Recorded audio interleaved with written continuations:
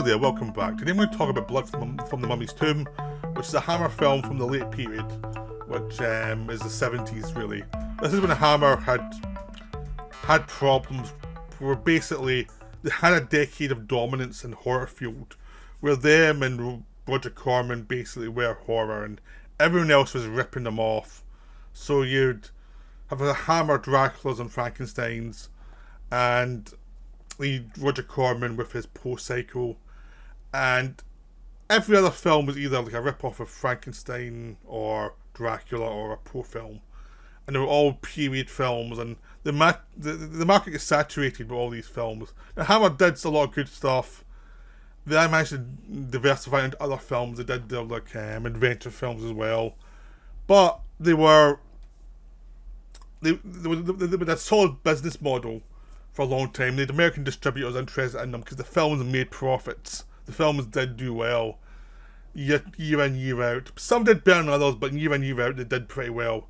And then the late 60s occurred where film just changed. Like the Hammer basically was a studio system that did well with other studio systems, which is the American studio system. They could provide product for American theatres, for the studios. They could go out along with their films and do well. But they were studio-bound films of a certain type, a very old-fashioned type.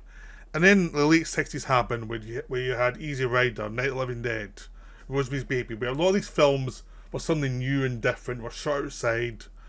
In the 70s, you had The Exorcist. And basically, films became much more extreme with violence and sex. And the audience who were watching films up to the late 60s now were watching TV. So Hammer had to basically, even though it was got the kind of young audience, now the young audience were wanting something different from what Hammer was providing. So Hammer had to try and move with the times. And they did it in different ways. Some good, some bad. There's some films that they made in the 70s that are absolutely wonderful. And there's some films that are absolutely dreadful. Because they were trying things. I mean, if you try and watch Lust for a Vampire, you're going to have a hard time. Really, it's a bad film. But then you also get gems like this one, which is Blood from the Mummy's Tomb, which is just wonderful. And it was just this thing where they were just trying to throw things at the wall and see what would stick. Eventually, they would basically run out of luck. They would rely a lot on the Dracula films to bring Christopher Lee back and modernising Dracula, and that didn't really work for the modern audiences. But having Dracula in a period setting as well didn't really work. So the business model had been thrown out by the change in taste, because there's always a change in taste that happens every so often where something that was solid, like 1 year, suddenly 3 years later it's like passé. You're seeing this with superhero films now. 2018 to 2019, it was hard to bomb a superhero film. Now it's hard to hit a superhero film because people are sick of them.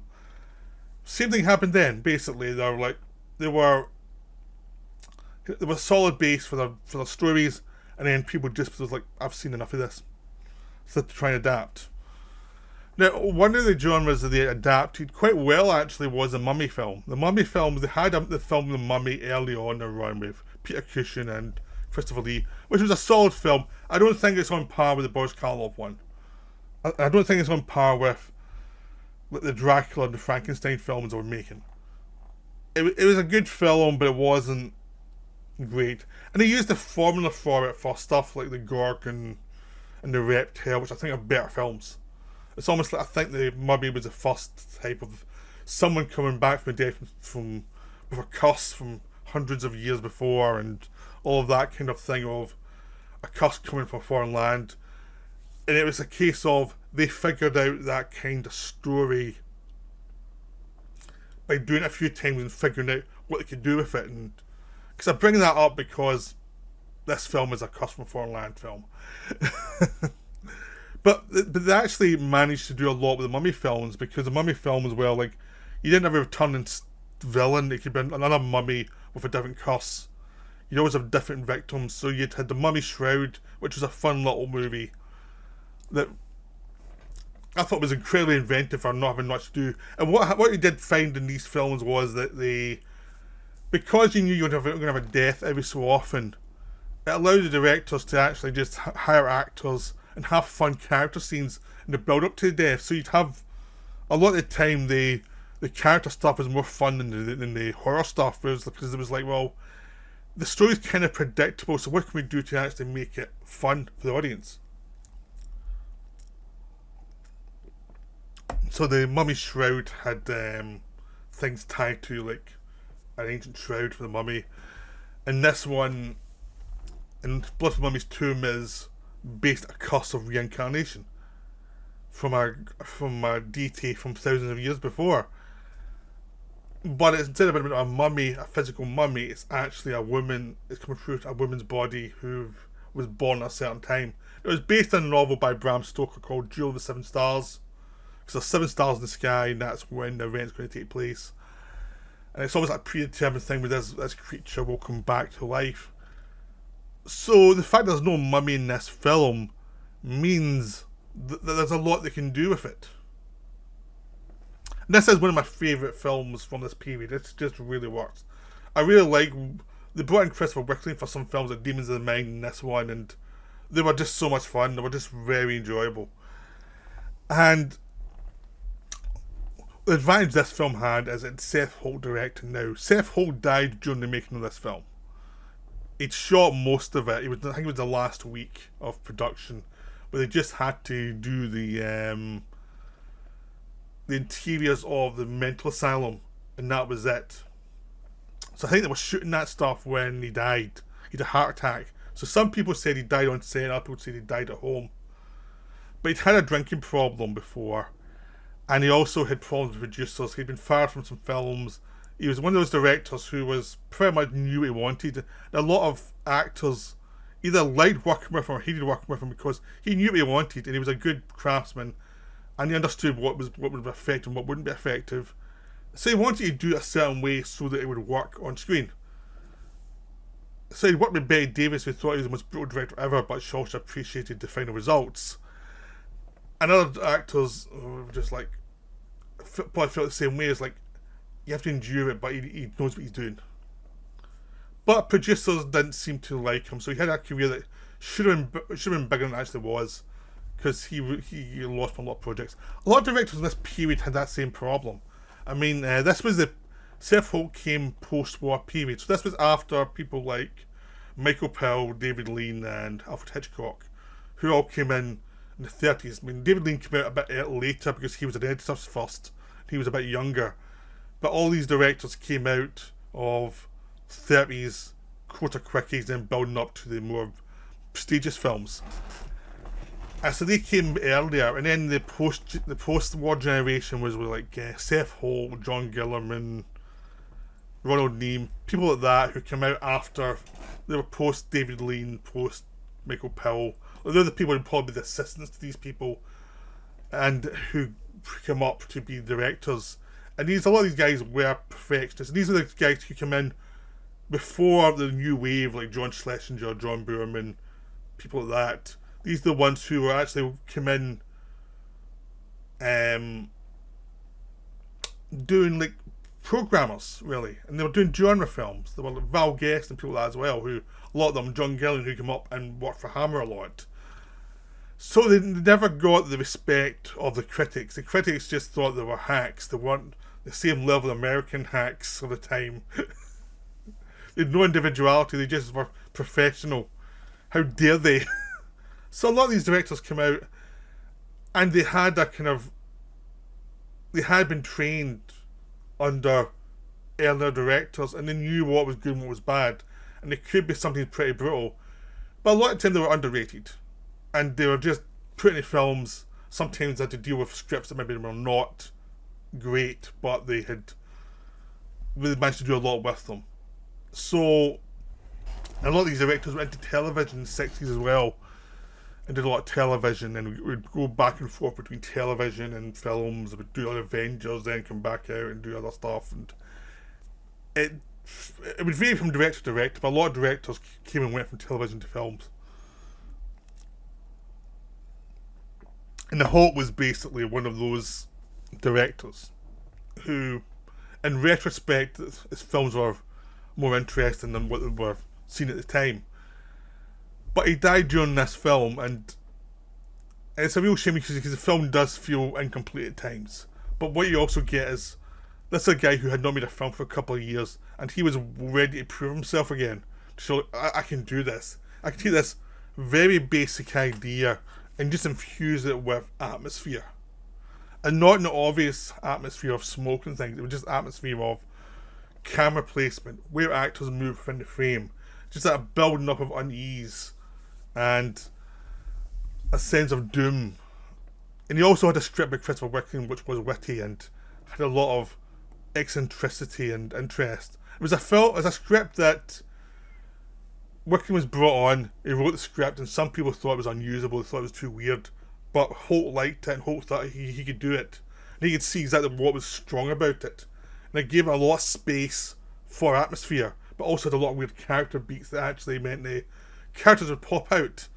Like, the supporting characters in this film pop out because they have good dialogue and have good motivations. You have a heroine who's trying to work out what's wrong with her. Her father, who's normally in these films is the good guy, in this one, he's not so good. You're never quite sure what he's about, and no one quite trusts him.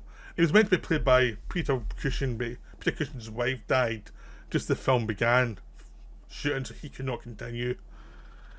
And it was just one of those things where they just had to like replace him. So Andrew Keir, who's a terrific actor, came on board. They'd also James Villas as the villain, who played a lot of villains, and he had some great dialogue. And he was this villain who had his own agenda with these things, and he had an ego, and everyone knew he was dangerous. So he's built up what people said about him. It's like, don't trust this guy. There's something wrong with this guy. He's just wrong. And you also have the deaths feel much creepier because they take the idea of it is the supernatural, something's off and you can't escape from it. But instead of just being a plodding death scene, Hope infused the whole film a sense of doom so that by the time you got to any of the deaths, it felt inevitable. So once someone was targeted, it wasn't like there's a chance of escaping. The whole point was watching them trying to escape their fate, and instead of them failing, just a sense of overwhelming doom. And again, it was camera placements, how the actors performed. It was about how they were placed in the frame, how the characters said things that just created this sense of unease. And there was also a sense of the leading lady, Valerie Leon, whose voice was dubbed later on for some reason. And she's trying to figure out what's up with her, what's going wrong with her. There's something's just not right with her. She was born when her mother died, and then she came back to life suddenly. But she meant to have died briefly and then came back to life. And it was like, something's odd here. And her body's getting left and waiting for this Egyptian queen to come back to life, who's been floating in another world for thousands of years, waiting for a chance to return. And she's got lots of supernatural knowledge that could be very dangerous. And this should be a stupid plot. They made it as Awakening later, which was hated by everybody because it pointed at the stupidity of the plot. It's a kind of plot that will kind of work in a book, but when you can work in your kind of craziness in your mind, but it's hard to make in film when film these things are tangible. And this film is about just the kind of craziness that's going on in people's minds, and it's like what everyone believes. So it's something that could come across as really funny, but the script actually knows that to play little bits of humour and playing the idea of people feeling irrational about following this thing is like, this is weird, we can't really believe this, can we? It's that kind of thing where they're saying it enough so that you know that they're not stupid, and then they're saying it at the same level people would not say it in real life, but not to the point of overdoing it so you get annoyed with them. So the film has that advantage of this thing of, we know what you're thinking, this could come across as silly, but the direction is so clear about the kind of what your lead character believes, what she believes, what other characters around her believe, and then visually fill in the details so that you can see why they believe it. Like early on, she's lying down sleeping, and you enter her mind, you see her just dreaming the stars, and that's one of the opening things. So you suddenly enter her mindset of what she thinks and what she's feeling, which makes a lot of things that happen afterwards make sense when they might not have otherwise. So it pulls you into the people's psychology rather than community from a distance. That's what the film does really well. Now there is this sense of people have said is Holt shot in a certain way, so he knew how the film was meant to come together. When he died, there were a lot of scenes were pretty easy to put together, but there's also one or two bits that how is he going to edit these? Because they don't. He did either there was stuff he was going to still need to shoot that would have made sense of them, or he had a certain way he was going to cut them that no one else could figure out. So Michael Carreas had to come in and finish shooting the film, and he'd shot films before, and he was really executive. And if you've seen the films he's shot, he's not that great a director. He's okay, and all he had to do was shoot the final week on the Madhouse set. And I think some of it had been shot and some of it hadn't. But there is a couple of scenes that are shot in a very pedestrian way compared to what was shot before. He tried to mimic what Holt was doing, but you can sense the difference. But it's still professional enough so it doesn't jar too much. Just a sense of the film becomes a bit unfinished because it is a bit unfinished because no one's quite sure how certain things are meant to come together. But the overall effect of it is still brilliant because it was designed, it was written, it was designed for a certain type of way of being shown and been felt, and the music and the images all back that up. They actually, Holt had already brought in his own composer before he died, so the music was going to be a certain way, the visuals were going to be a certain way, the script was going to be designed a certain way. So the film still came together despite this problem. It still holds up really well. It is definitely one of the strongest of the late Hammer films. It is a total joy. If you like this kind of film, this one's a total joy. This is just top level Hammer, late period Hammer. And yeah, the Hammer Mummy movies are underrated. They're much better than their reputation. Because I think they're kind of like, they're not viewed as same level as the Draculas, the Frankensteins, because there was only 4 of them and they were never an actual series. It was just like individual films. But actually, because of what would be seen as defects, it actually helped them a lot because it allowed them to actually do interesting things with the plots in a way that the film series, where you had established characters from the previous films, were kind of locked in a bit more. So I hope you enjoyed this video, and I hope it gets you to go see this film because it's a beautiful film. That's me for now. Bye.